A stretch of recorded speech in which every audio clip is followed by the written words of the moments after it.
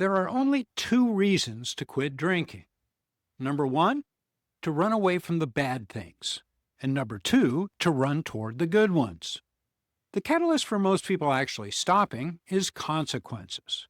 Quitting to escape the hangovers, the relationship problems, the career missteps, or the legal quagmire is often what causes somebody to pull the trigger and quit drinking.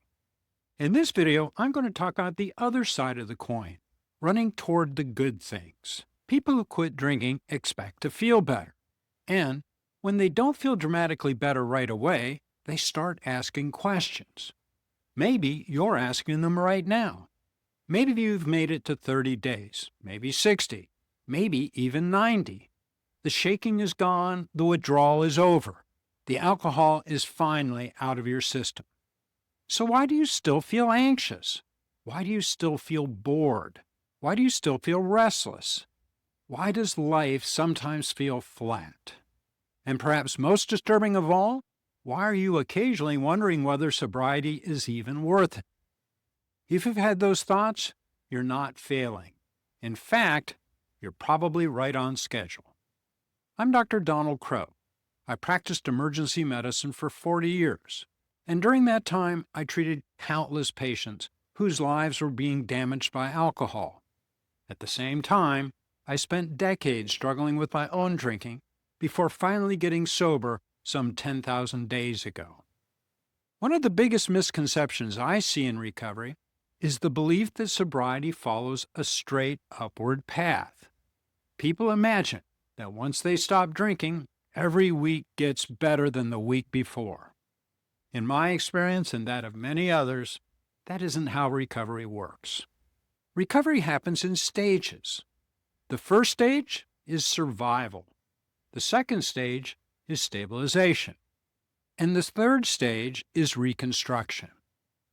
Most people understand survival. Very few understand reconstruction. And that lack of understanding causes a lot of unnecessary suffering. The first few weeks are dominated by withdrawal and adjustment. Your body is trying to find its footing. Sleep is disrupted, and anxiety can be elevated. Your emotions seem unpredictable. You may feel exhausted one day and restless the next. Most people expect this phase. What they don't expect is what comes afterwards. Around 30 days, many people begin noticing genuine improvements. They're sleeping somewhat better, their digestion has improved, and the brain fog begins to lift. Energy starts coming back. They may notice that their blood pressure has improved, and when they look in the mirror, their appearance has begun to change. Friends and family start commenting that they look healthier. At this point, people often expect the rest of the recovery to continue accelerating. But that's not what always happens. In fact, it rarely happens. Instead, many encounter something I call the "is this all there is" phase. Nobody talks enough about this. The excitement of quitting has worn off. The crisis has passed. The applause from friends and family has faded. And suddenly, you're left alone with an ordinary life. You wake up and you realize that the mortgage still exists. That difficult marriage still exists. The stressful job still exists. And the loneliness and anxiety are still there. You spent years medicating these with alcohol, and they're all still there. Alcohol didn't create your problems, but it did effectively cover them up. Now you're seeing them clearly for the first time, and that clarity can be uncomfortable. Many people interpret this as evidence that sobriety isn't working, and nothing could be further from the truth. What you're experiencing is reality, and reality is where recovery and life exists. By 60 days, something else often happens. Boredom. People underestimate boredom. Boredom sounds harmless. It isn't. For many drinkers, alcohol wasn't just a chemical, it was an activity. It was entertainment. It was anticipation. It was a reward. It was something to look forward to. Every evening had a built-in event, and now that event is gone. The hours that used to be occupied by drinking are suddenly empty, and that emptiness can feel unsettling.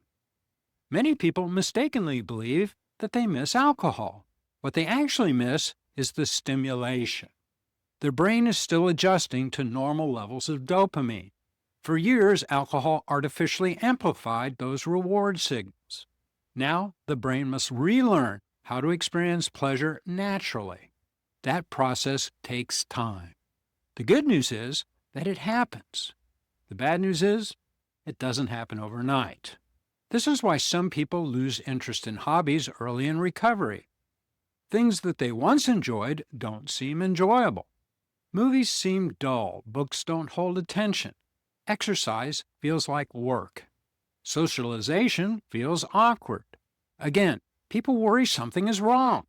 Usually, nothing is wrong. Their reward system is recalibrating. What they're experiencing is healing. The challenge is that healing doesn't always feel good while it's happening. Think about recovering from surgery. You don't wake up feeling stronger, you wake up sore. Recovery often feels worse before it feels better.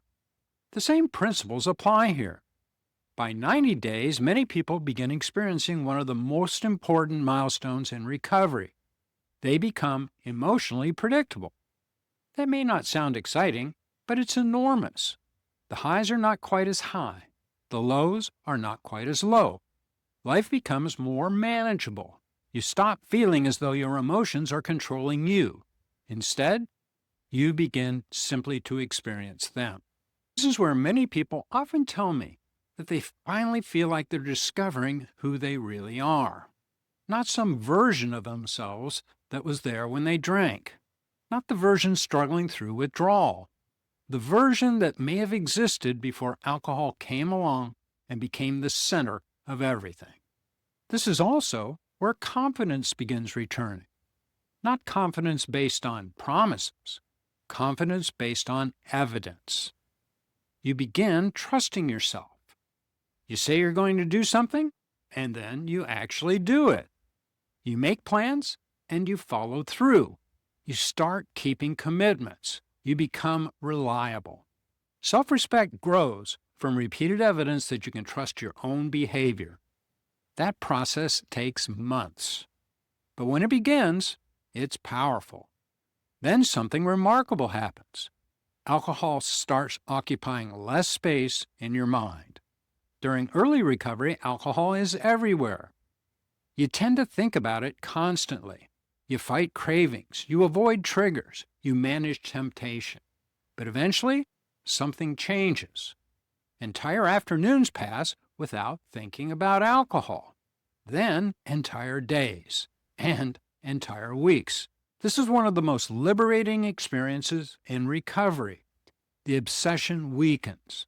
Not because you're fighting harder, but because your brain is healing and you're actually fighting less.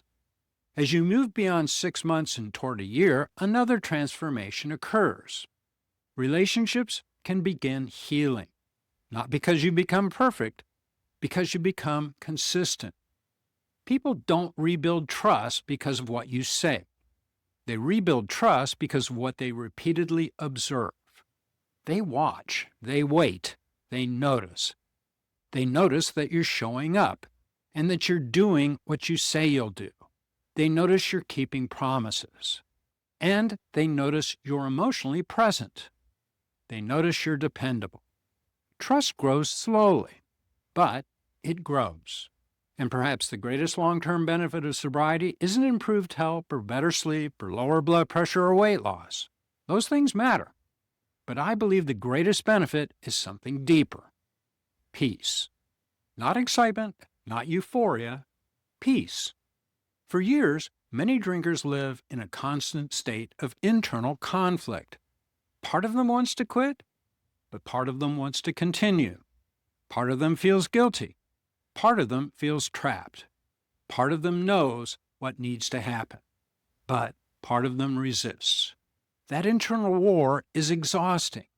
Sobriety gradually brings that war to an end. You stop arguing with yourself. You stop negotiating. You stop making promises that you'll break tomorrow. You stop carrying the burden of secrecy. You stop wondering whether this will finally be the final incident that changes everything. You simply live. And that peace is worth more than most people can imagine. If you're somewhere between 30 and 90 days sober and wondering why you don't feel amazing yet, understand this. You're not failing. You are healing. The fact that recovery feels difficult does not mean it isn't working. The fact that you feel bored does not mean sobriety is wrong. The fact that you still feel anxious does not mean that you're broken. Most of the changes happening inside you are invisible. Your brain is rebuilding. Your body is repairing. Your nervous system is recalibrating. The future is being constructed one sober day at a time. Recovery is not a single event. It's a process, and the rewards arrive in layers. First comes survival, then comes stability, and then comes reconstruction. That can bring freedom. Keep going, because one day you'll realize something remarkable. The life you've been trying to build isn't somewhere out there in the future. You've already begun to build it, one sober day at a time. This is your second act, and it may become the best chapter of your entire life. And if you're ready to make the commitment to beginning that better life, I have created a 90-day sobriety survival kit to assist individuals in reaching this important sobriety milestone. It will help you reassess your relationship with alcohol and provide you specific strategies for navigating these first crucial weeks of sobriety. I've left a link describing this in the description below. Also, to help the channel grow, please subscribe, like, and most importantly, comment below. I read them all, and I will respond. And why not check out this video where I describe the first week of sobriety and what to truly expect. I'm Dr. Donald Crowe. Thanks for watching, and I'll see you in the next one.